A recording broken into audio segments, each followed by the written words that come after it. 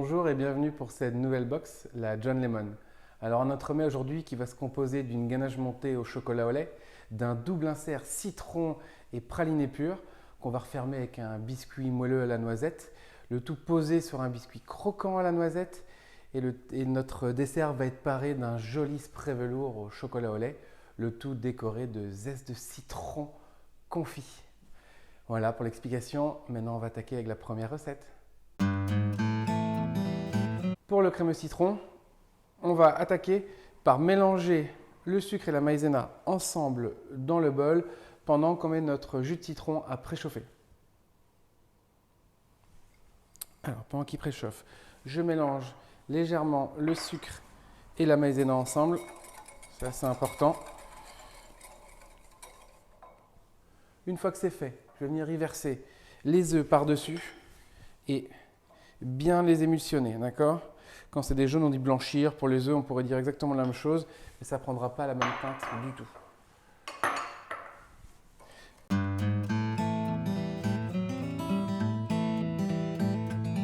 Mes œufs sont blanchis. Je vais venir y verser le jus de citron tiède en fin filet, tout en fouettant. C'est important de faire attention du fin filet pour pas cuire, excusez-moi, les œufs.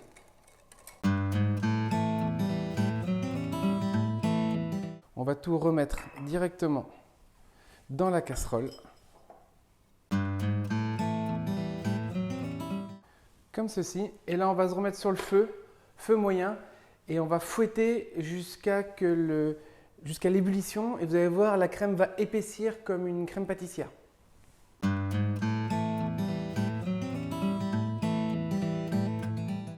Alors, mes œufs viennent d'arriver à ébullition. J'ai continué à fouetter 15-20 secondes. Ça épaissit. J'essaie de vous le montrer vraiment un petit peu. Voilà, comme une crème pâtissière. Tout de suite, ce que je vais faire, c'est que je vais venir débarrasser ma crème dans mon récipient de départ pour éviter que les œufs continuent à cuire ou brûlent au fond de la casserole. Maintenant qu'on est là, on peut refouetter un tout petit peu. Voilà, pour être sûr. Évacuer peut-être les premières fumées de la crème si on veut, avant d'incorporer le beurre. Alors, regardez, très simple, on va mettre le mixeur plongeur dedans, comme ceci. On va venir mixer et incorporer les morceaux de beurre un à un.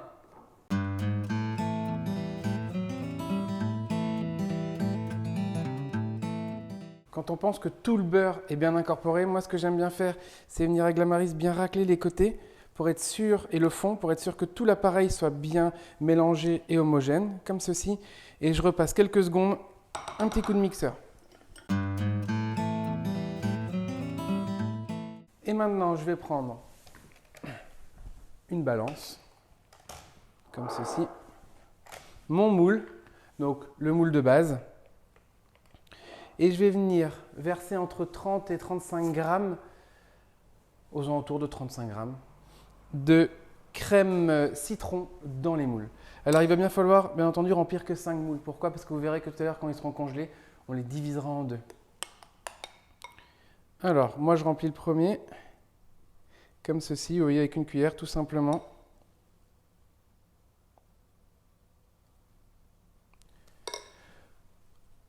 Vous pouvez faire les 4 autres pareil. Et après, n'oubliez pas, regardez, de bien tasser le moule. Pourquoi? Pour bien répartir la crème dedans, qu'elle soit bien plate, que vous ne retrouviez pas avec une crème qui soit un peu domique dans le moule, comme ceci. Et après, une fois que c'est fait, vous mettez ce moule environ 4 heures au congélateur. Donc il faut que le crémeux soit totalement dur, totalement congelé. Et puis on verra la suite après. Mes inserts citron sont totalement congelés. Donc on va finir de les préparer pour le futur montage de l'entremets. Alors tout simplement, vous voyez, je les ouvre comme ceci. Je les démoule plutôt. Je vais venir avec un couteau chaud que je vais essuyer, bien sûr. J'aime bien aussi le parer, vous voyez, le nettoyer s'il y a besoin, comme ceci, pour qu'ils soient à peu près plats. Après, je vais venir couper les deux petits embouts. Donc, vous voyez, en fait, au niveau de l'arrondi, je vais venir couper comme ceci. Donc, je peux pré-découper, comme ceci, les embouts. Et hop, voilà, je les coupe. Ça, on peut les garder pour les manger après, hein. Évidemment. Comme ceci. Et après, je vais redécouper en deux mon crémeux, excusez-moi, sur le sens de la longueur. Vous voyez, vraiment à moitié, comme ceci. Vous voyez, dans ce sens-là. Maintenant, attention, allez-y doucement, réchauffez plusieurs fois votre lame, parce que si vous voulez aller trop vite, vous risquez de casser votre crémeux, excusez-moi, en plusieurs morceaux. Donc, vous voyez, là, regardez, je rentre dedans tout doucement. Hop là, et je découpe, ce qui me fait des petits carrés en longueur qui me feront mon insert. Et bien, il ne vous reste plus qu'à faire pareil avec les 4 autres. Et bien sûr, vous voyez, moi j'ai prévu ici une planche froide. Et vous remettez tout au congélateur, histoire que ça soit bien froid jusqu'au montage final de l'entremet. On arrive maintenant à l'étape de la ganache montée. Donc pour commencer, on va mettre notre crème à chauffer, donc nos 120 ml de crème à chauffer, on va les porter à ébullition. C'est très important d'avoir une crème très chaude pour pouvoir commencer la ganache montée. En attendant, j'ai réuni mon chocolat dans mon récipient et ça sera les 220 ml de crème froide pour la fin de la ganache. Voilà, ma crème est à ébullition. Donc je vais venir mettre un tiers de la crème sur le chocolat. Donc vraiment un tiers, juste de quoi recouvrir le chocolat. Et comme j'explique souvent pour la ganache, on laisse bien agir cette chaleur une bonne minute. Pourquoi? Souvent on a tendance à remuer tout de suite et on n'arrive pas à faire fondre tout le chocolat. Donc là, je vais laisser vraiment la chaleur agir une bonne minute, puis on va commencer à ganacher en mélangeant. Voilà, j'ai laissé ma minute agir. Alors maintenant, vous voyez, je vais mélanger assez fortement. Le but est de vraiment ganacher, d'avoir notre émulsion chocolat-crème. Donc, on remue fortement. Voilà. Mon chocolat est bien élastique. Maintenant, je vais venir mettre mon deuxième tiers de crème. Et alors là, par contre, on n'a plus besoin de laisser agir la chaleur. On remue directement.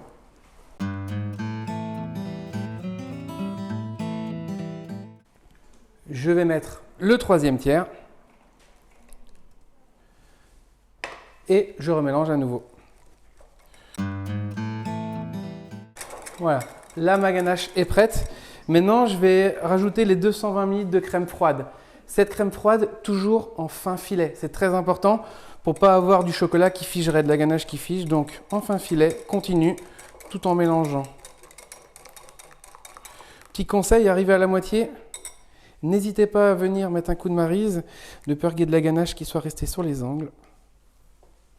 Voilà, comme ceci. Et on remélange. Ma ganache est finie. Maintenant, ce qui est très important, c'est de bien la filmer au contact, au toucher, pour pas qu'elle croûte. Elle va partir pour minimum 6 heures au frigo.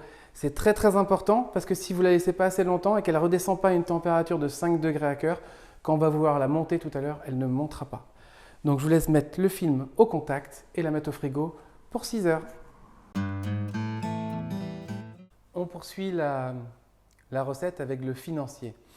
Alors, on va commencer par faire tout de suite un beurre noisette. Donc j'ai pris mes 50 g de beurre que j'ai mis dans la casserole et que je vais cuire. Alors, tout simplement, on va d'abord laisser faire fondre et on va le mettre, on va attendre qu'il bouillotte. Quand il bouillotte, vous allez voir, il y a une pellicule blanche qui va remonter sur la surface et puis on va cuire ça tout doucement jusqu'à ce que cette pellicule retombe dedans et devienne noisettée. En attendant, on va mettre le mélange des ingrédients secs ici et on va les mélanger ensemble. Allez, mon beurre commence légèrement à bouilloter, alors on va aller voir ça tout de suite.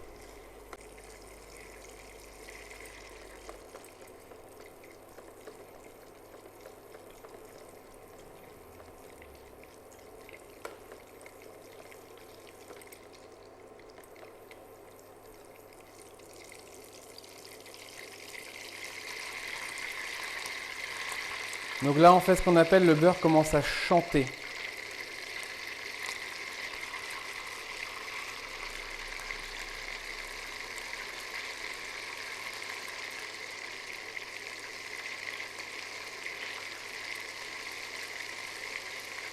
Vous voyez la pellicule blanche que je parle, on la voit juste là.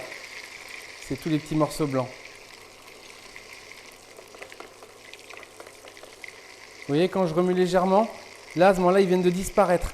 Et sentez l'odeur à ce moment-là. Vous allez voir, il y a une odeur qui a changé. Le beurre a commencé à prendre un goût. Et là, regardez, si je l'arrête, vous voyez, on commence à voir ce côté brun au fond.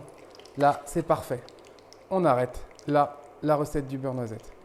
On continue. Comme le beurre est prêt, on va le laisser tiédir quelque peu. Pendant ce temps-là, je viens amener sur mon mélange d'ingrédients secs, comme je l'ai dit tout à l'heure, que j'ai pré-mélangé, les blancs d'œufs.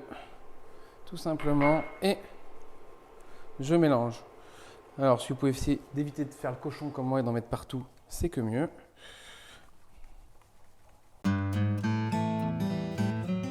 Voilà, mon mélange est homogène. Alors maintenant, regardez, c'est très très important. Je mélange un peu le beurre et je vais venir le mettre en fin filet tout en remuant pour ne pas cuire les blancs d'œufs, bien sûr, du financier. J'en mets un petit peu. S'il faut, je m'arrête, je mélange pour que ça s'incorpore bien. Puis je remets. Et je remue comme ça jusqu'à avoir mis tout le beurre.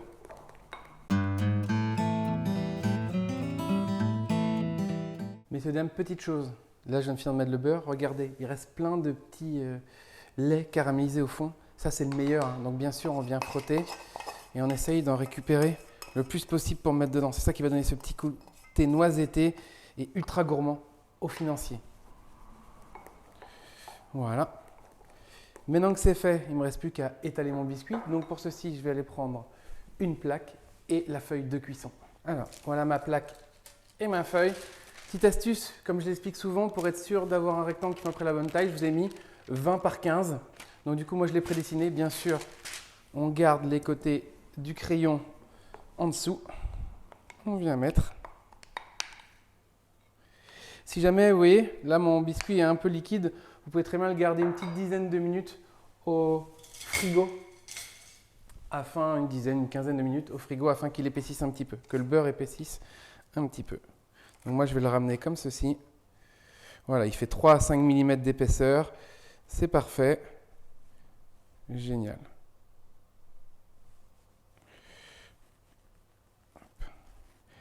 Bien sûr et bien entendu, j'ai mis moi mon four à préchauffer à 200 degrés depuis une bonne dizaine de minutes pour être sûr qu'il soit bien chaud afin de vraiment bien caraméliser. Le but du financier, c'est de vraiment bien le caraméliser pour qu'il ait cette petite croûte, vous voyez, un peu sucrée sur le dessus et gourmande.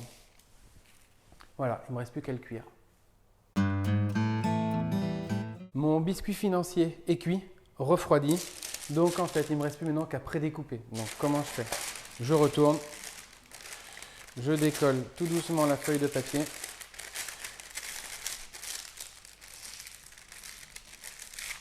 Pour ne pas abîmer mon biscuit. Et après, je vais venir prédécouper. Donc du coup, avec le petit côté, on est d'accord, on vient découper les biscuits. Donc, comme ceci. Hop là.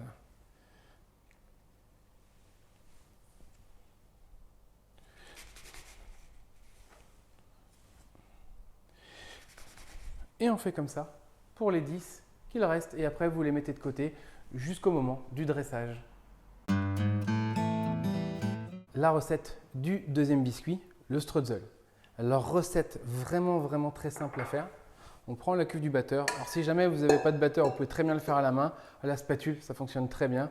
On met tous les ingrédients secs, donc sucre, farine et poudre noisette, excusez-moi, dedans. Le beurre. Là, pour le coup, c'est 4 ingrédients du même poids. Hop, voilà, tout simplement. Comme ceci. Et on va mélanger jusqu'à avoir une pâte totalement homogène.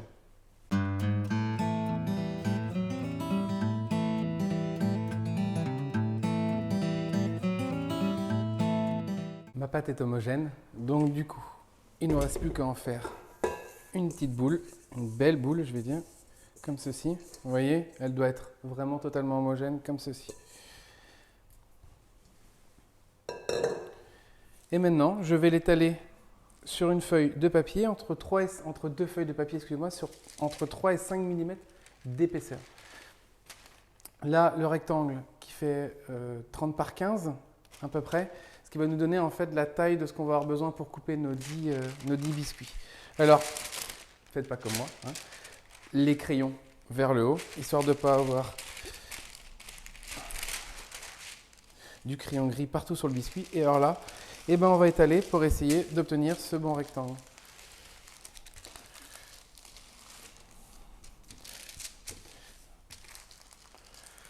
Voilà, comme ceci. Alors là, si vous regardez, vous voyez, j'ai dépassé un petit peu partout. Technique, on décolle comme ceci. On replie légèrement sur les côtés pour ramener toute la pâte qui est en trop. Voilà. Et pouvoir la réétaler légèrement pour avoir un biscuit qui fait la bonne épaisseur partout. Vous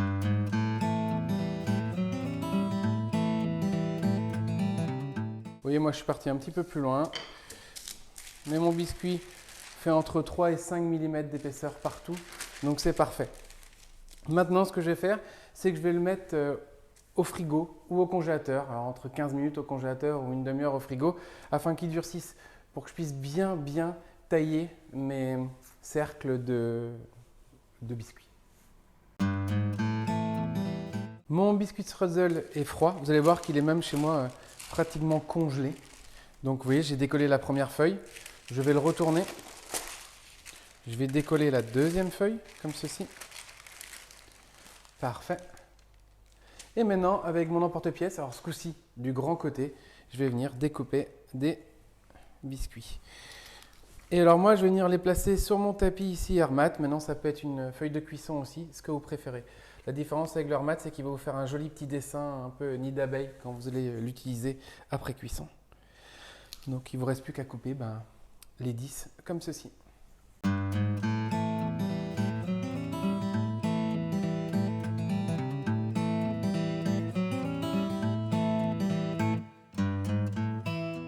Mes 10 biscuits sont coupés. Petite chose à savoir, si vous sentez que votre pâte est un peu trop molle, pas assez froide, moi ce que je peux vous conseiller, c'est de les remettre une petite dizaine de minutes au frigo ou au congélateur, histoire qu'ils soient bien froids quand ils rentrent dans le four. Ce qui permet de maintenir la cuisson et que les biscuits ne s'étalent pas trop. Voilà, maintenant vous pouvez les mettre au four entre une douzaine de minutes à 180 degrés. On continue avec les zestes de citron confits. Alors c'est très simple, avec un économe, on va venir prélever des zestes comme ceci. Attention, ce qui est assez important, c'est d'essayer d'éviter d'avoir le maximum de peau blanche. Donc de venir tout doucement, venir le prélever. Pourquoi? Parce que la peau blanche est vraiment très amère. Donc le but n'est pas d'en avoir trop. Voilà. Alors moi j'ai fait l'équivalent de 2 citrons. J'avais triché, j'en avais fait un petit peu avant. Maintenant on va blanchir ces zestes. Donc en fait, qu'est-ce qu'on va faire? On va mettre ces zestes dans une casserole d'eau froide. Et on va porter le tout à ébullition. Et on va faire ça 3 fois de rang. C'est-à-dire que là, une fois que c'est à ébullition, je les égoutte dans une petite passette. Puis je remets les zestes dans de l'eau froide, je reporte deuxième fois à ébullition et je fais ce geste 3 fois. Alors, mes zestes de citron ont été blanchis 3 fois. Donc comme je l'expliquais bien tout à l'heure, un départ eau froide à chaque fois, on reporte à ébullition, on réégoutte. Donc ils sont là égouttés après le 3e blanchiment. Nous avons dans la casserole les 300 g de sucre, les 300 g d'eau et les 50 ml de jus de citron. Je vais venir mettre les zestes de citron dans ma casserole, comme ceci, et je vais porter le tout à ébullition. Ce qui est très important à partir de ce moment-là, c'est qu'une fois que je suis à ébullition, je vais mettre sur un tout petit feu. Pourquoi? Parce qu'en fait, il faut que mes zestes de citron restent dans un sirop de sucre qui est fumant, qui n'est jamais à ébullition pendant 2 heures. Ce sirop va réduire environ de moitié. Dans le temps, nous, on mettait ça sur des plaques de cuisine, vous voyez, dans un coin de plaque pour que ça fume. Pourquoi? Parce que si c'est en ébullition, en fait, vous allez réduire trop rapidement votre sirop au bout d'une demi-heure, 40 minutes, au lieu des 2 heures, et vous allez avoir un zeste de citron qui va être très dur, toujours amer, pas confit, et ça ne va pas être bon du tout. Et le pire des cas, c'est que si vous ne faites pas attention et que ça réduit trop, avec l'ébullition au fur et à mesure, votre sirop va virer au caramel, donc va foncer, va devenir tout dur, va devenir ultra sucré, voire amer, et alors là, c'est la catastrophe. Donc vraiment pensez à ça, de vraiment laisser sur tout petit feu pendant environ 2 heures. Arrivé au bout d'1 heure et demie à peu près, quand vous allez avoir votre sirop qui va avoir réduit d'environ de moitié, on a une concentration de sucre qui est assez grosse. Alors là, ce qu'il faut faire attention, c'est que comme la concentration de sucre est plus élevée, en fait ça peut bouilloter un peu plus vite et comme aussi on a moins de volume. Donc ce qu'il faut faire à ce moment-là, c'est essayer de couper ça. de lever la casserole 10 secondes pour arrêter l'ébullition et de reposer et de redescendre encore de 1. C'est-à-dire que si vous étiez sur 2, par exemple, sur votre puissance de plaque, et descendez sur 1 pour aller jusqu'à 2 heures. Une fois que c'est fait, vous les laissez refroidir tranquillement. Vous pouvez mettre un film au contact dessus pour éviter que le sirop croûte. Il faut savoir que ces zestes de citron peuvent être gardées largement une dizaine de jours. Alors par précaution au niveau sanitaire, c'est mieux de les conserver au frigo. Moi, j'en ai gardé 4-5 jours dans mon atelier que j'avais un petit peu oublié d'ailleurs, juste à température ambiante dans la casserole et ils n'ont vraiment pas bougé. Donc vraiment le frigo, c'est vraiment question sanitaire. Mais comme il y a une concentration de sucre qui est tellement forte qu'en fait ça ne peut pas pourrir. Voilà, là moi vous voyez je commence à arriver à l'ébullition et maintenant moi je vais descendre ici vraiment au minimum, donc la puissance vraiment minimum et je vais laisser comme ça 2 heures. Une petite chose à savoir, si vous vous demandez comment ça se fait, est-ce qu'ils sont bons, est-ce qu'ils ne sont pas bons, vous les prenez et en fait il faut que votre zeste, quand vous le sortez de votre sirop, il soit totalement translucide. S'il est vraiment totalement translucide, c'est qu'il est assez confit. Si vous voyez qu'au centre ou au moins sur les 3/4, il est encore opaque à l'intérieur, alors ça ne va pas. S'il y a vraiment une fine ligne d'opacité à l'intérieur, ce n'est pas grave. Et maintenant, il ne me reste plus qu'à vous laisser confire vos zestes de citron pendant 2 petites heures. Alors, le moment de monter notre ganache. Donc là, elle sort du frigo. Elle a 6 heures de froid. Regardez la texture, vous voyez, crémeuse. On va la mettre dedans et on va la monter. Alors, souvent, on me demande comment savoir quand notre ganache est montée. Alors, c'est bien simple, ça va durer environ 20 secondes. Donc, vous allez voir, on va voir les traces de fouet se marquer dans le fouet. Et il y a un moment, en fait, la crème commence à suivre le fouet. C'est à ce moment-là qu'il faut tout de suite arrêter. Il faut qu'elle reste légèrement crémeuse. Je dirais une texture de glace, tout simplement. Allez, c'est parti.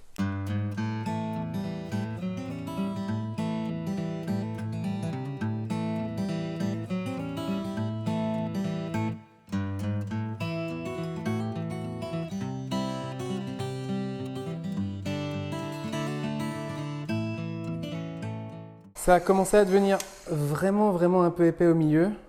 Donc du coup, j'arrête. C'est toujours un peu crémeux sur les bords, vous voyez. C'est pas grave.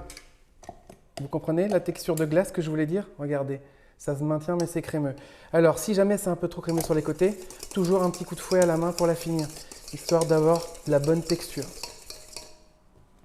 Maintenant, il ne reste plus qu'à mettre la ganache montée en poche et on se retrouve pour le montage. On se retrouve pour le montage de l'entremet. Donc j'ai coupé ma poche à environ 3 cm. Ici, quelques millimètres pour mon praliné que j'ai mis dans la deuxième poche. J'ai mes biscuits moelleux et mes inserts citron. Alors, je vais venir avec ma poche remplir aux 2/3 de ganache au chocolat au lait, comme ceci. D'accord? Une fois que c'est fait, avec ma spatule, je vais bien venir ramener la crème partout sur les bords, comme ceci.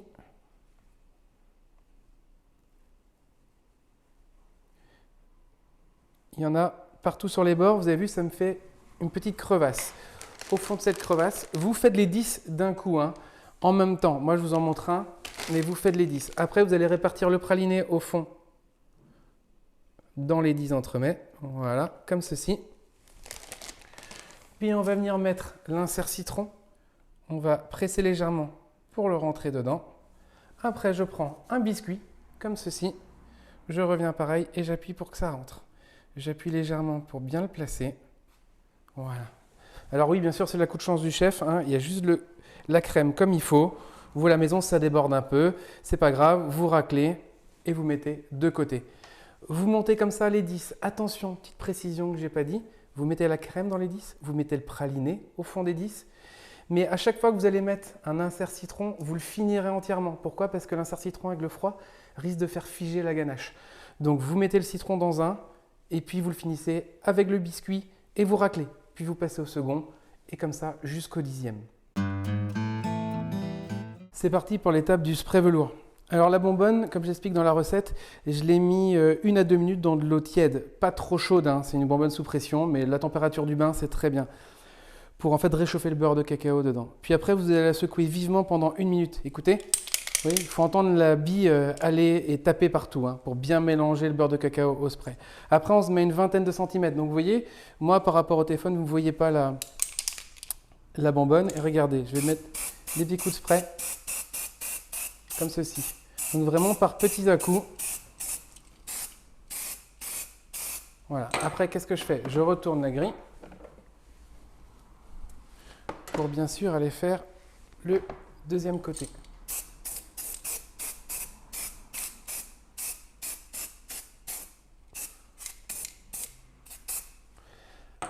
Et maintenant, on se retrouve pour la fin du montage et de la décoration de l'entremets.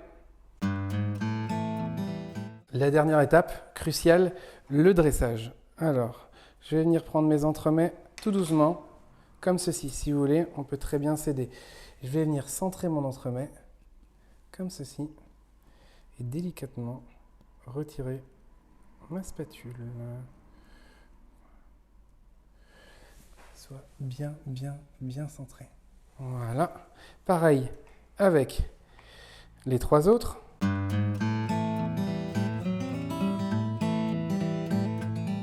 Maintenant que mes 4 entremets sont posés sur les biscuits, on va les décorer.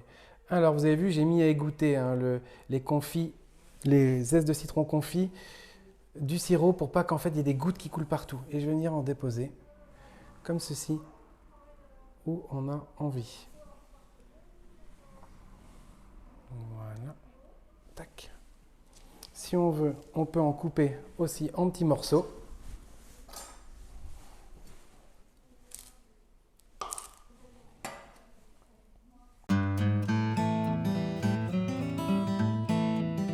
Et on va venir maintenant zester, vous voyez, un petit peu de citron partout dessus.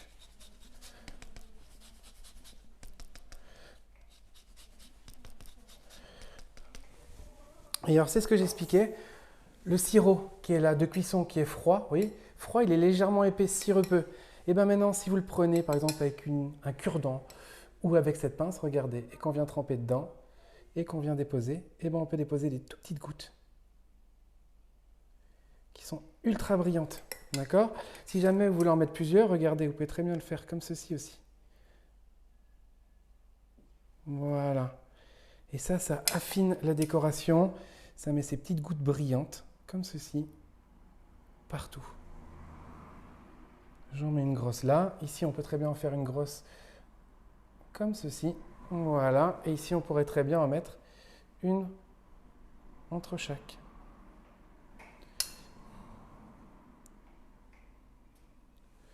Et voilà pour les exemples de montage. Et voilà, notre entremets John Lemon est terminé. Bon là, moi bien sûr, vous avez vu, j'en ai dressé que 4. Maintenant, vous êtes quoi en faire 10 pour encore plus de gourmandise. N'oubliez pas de les laisser entre 2 et 4 heures au frigo afin qu'ils décongèlent. Et puis sortez-les 5 minutes avant de les manger. Il ne me reste plus que maintenant qu'à vous souhaiter plein de gourmandise, une bonne dégustation et rendez-vous pour la prochaine box.